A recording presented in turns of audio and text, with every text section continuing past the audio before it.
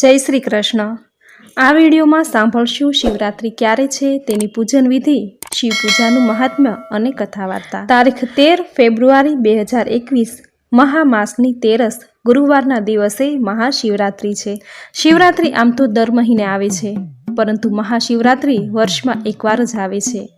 શિવરાત્રિનો સંપૂર્ણ દિવસ ભગવાન ભોળાનાથને સમર્પિત હોય છે। મહાશિવરાત્રિ પર્વના દિવસે પૃથ્વી પરના તમામ શિવલિંગમાં રુદ્રનો અંશ હોય છે। અનિષ્ટોના વિનાશક, તમામ ગ્રહોના અધિષ્ઠાત્રા દેવ મહાદેવ શંકર છે। માતા લક્ષ્મીના અધિષ્ઠાત્રા મહાદેવ છે। આથી મહાશિવરાત્રિના દિવસે શિવ પૂજન કરવાથી આયુષ્ય, બળ, બુદ્ધિ સાથે ઐશ્વર્યની પ્રાપ્તિ થાય છે। અનેક જન્મોના ગ્રહોના દારિદ્ર્ય યોગ શિવરાત્રિએ શિવ પૂજન કરવાથી દૂર થાય છે। શિવરાત્રિના પવિત્ર દિવસે તમામ દેવ કૈલાસમાં મહાદેવના સાનિધ્યમાં હોય છે। આ દિવસે મહારુદ્રનો પાઠ કરવાથી સોમયજ્ઞનું ફળ પ્રાપ્ત થાય છે। આથી મહાશિવરાત્રિના દિવસે વિધિ વિધાનથી વ્રત કરવાથી ધન, સૌભાગ્ય, સમૃદ્ધિ, સંતાન અને આરોગ્યની પ્રાપ્તિ થાય છે। શિવરાત્રિના દિવસે 4 પ્રહરની પૂજાનું મહાત્મ્ય છે। માટી કે ત્રાંબાના લોટામાં જળ અથવા દૂધ ભરી શિવલિંગ પર જળાભિષેક કરવો, અથવા દૂધ મિશ્રિત જળ, કાળા તલ, બીલીપત્ર, આંકડો, ધતુરાનું ફૂલ, ચોખા, ચંદન, પુષ્પ વગેરે દ્રવ્યથી અભિષેક કરવો। મહામૃત્યુંજય મંત્ર, શિવ પંચાક્ષર મંત્ર, ઓમ નમઃ શિવાયનો જપ કરવો। શિવરાત્રિના દિવસે રાત્રિ જાગરણ કરવાથી દુઃખ, દારિદ્ર્યનો નાશ થાય છે। શાસ્ત્રોમાં કહેવાયું છે કે મહાશિવરાત્રિની પૂજા નિશિત કાળમાં કરવાથી ઉત્તમ ફળની પ્રાપ્તિ થાય છે। ભગવાન શિવનું શિવલિંગ એટલું પવિત્ર હોય છે કે તેની પૂજા અભિષેક કરવાથી જીવનની દરેક નકારાત્મકતા દૂર થાય છે। શિવ એ સંપૂર્ણ વિશ્વદેવ છે। ભગવાન ભોળાનાથને પ્રસન્ન કરવાથી જીવનની દરેક સમસ્યાનો અંત આવી જાય છે। જીવનમાં આર્થિક તંગી ખૂબ આવી રહી છે તો શિવરાત્રિના દિવસે શેરડીના રસથી શિવલિંગ પર અભિષેક કરવાથી આર્થિક સમસ્યા દૂર થઈ જશે। જીવનમાં સુખ, શાંતિ, આનંદ પ્રાપ્ત કરવા ભગવાન શિવને અત્તર ચડાવવું, શિવલિંગ પર મધ અર્પણ કરવાથી સુઆરોગ્યની પ્રાપ્તિ થાય છે। નિસંતાન દંપતી જો શિવલિંગ પર ઘી અર્પણ કરે તો સંતાન પ્રાપ્તિ થાય છે। નાળિયેર પાણીથી શિવલિંગ પર અભિષેક કરવાથી ઘરની ગરીબી, રોગ આદિનો નાશ થાય છે। આમ મનવાંછિત ફળની પ્રાપ્તિ માટે શિવરાત્રિના દિવસે શિવલિંગ પર પૂજા અભિષેક કરી મનોકામના પૂર્ણ કરી શકાય છે। શિવરાત્રિના દિવસે સંપૂર્ણ ફળાહાર કરવો। આ દિવસે ભગવાન શિવને શક્કરિયા ચડાવવા તેમજ ફળાહારમાં શક્કરિયા ખાવાનો મહિમા છે। તેમજ મહાદેવને ભાંગ અતિ પ્રિય છે। આથી ભક્તો ભોળાનાથને ભાંગ ચડાવી ભાંગનો પ્રસાદ ગ્રહણ કરે છે। શિવરાત્રિનું મહાત્મ્ય દર્શાવતી કથા સાંભળે છે। તો આ હતી શિવરાત્રિ ક્યારે છે તેનો મહિમા, પૂજન વિધિ, અને હવે સાંભળશું શિવરાત્રિનું મહાત્મ્ય દર્શાવતી કથા વાર્તા। બોલો શ્રી ભગવાન ભોળાનાથની જય। એક વનમાં ભીલ અને ભીલડી પોતાના બાળકો સાથે રહેતા હતા। ભીલ પોતાની પત્ની અને સંતાનોના ભરણ પોષણ માટે વનમાં જતા આવતા વટેમાર્ગુઓને મારી લૂંટી લેતો તથા વન્ય પ્રાણીઓનો શિકાર કરી લાવતો। એક દિવસ આમ જ તે ભોજનની શોધમાં વનમાં ભટકતો હતો ત્યારે તેને ઘણો સમય ભટકવા છતાં કોઈ શિકાર મળ્યો નહીં। આથી ભૂખનો માર્યો થાક્યો અને બીલીના વૃક્ષ પર જઈ બેઠો અને ચારે તરફ કોઈ શિકાર દેખાય તો શિકાર કરું એ વિચારી જોવા લાગ્યો। એ દિવસે મહાશિવરાત્રિ હોવાથી પૂજા કરવા જતા લોકો ભોળાનાથનું રટણ કરતા હતા। આ જોઈ પારકી પણ શિવ શિવ બોલવા લાગ્યો।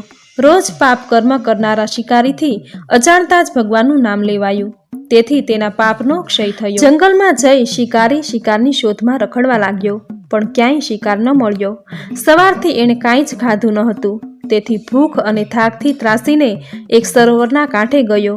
સાંજ પડી ગઈ હતી, તેથી તેણે એવો વિચાર કર્યો કે હમણાં કોઈ પ્રાણીઓ અહીં પાણી પીવા આવશે, હું તેનો શિકાર કરીને ઘરે લઈ જઈશ। આમ વિચારી પારઘી બીલીના એક વૃક્ષ પર ચડીને બેસી ગયો અને શિકારની રાહ જોવા લાગ્યો। એ બીલીના વૃક્ષ નીચે એક શિવલિંગ હતું। શિકારીના હલનચલનથી બીલીપત્રો શિવલિંગ પર ખરતા હતા, તેથી શિવજીને ઘણો આનંદ થઈ રહ્યો હતો। રાત્રિના પ્રથમ પ્રહરે મૃગલી સરોવરના કાંઠે પાણી પીવા આવી। તેને જોઈ પારઘીએ બાણ ચડાવ્યું।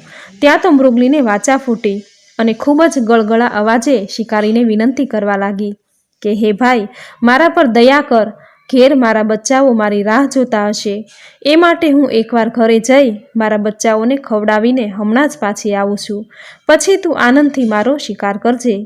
મૃગલીને આવી રીતે બોલતી જોઈ શિકારીને ઘણી નવાઈ લાગી અને તેને ઘેર જવાની રજા આપી. મોતના મોઢામાંથી છૂટેલી મૃગલી પાછી ફરે એવો જરાય પણ વિશ્વાસ ન હતો.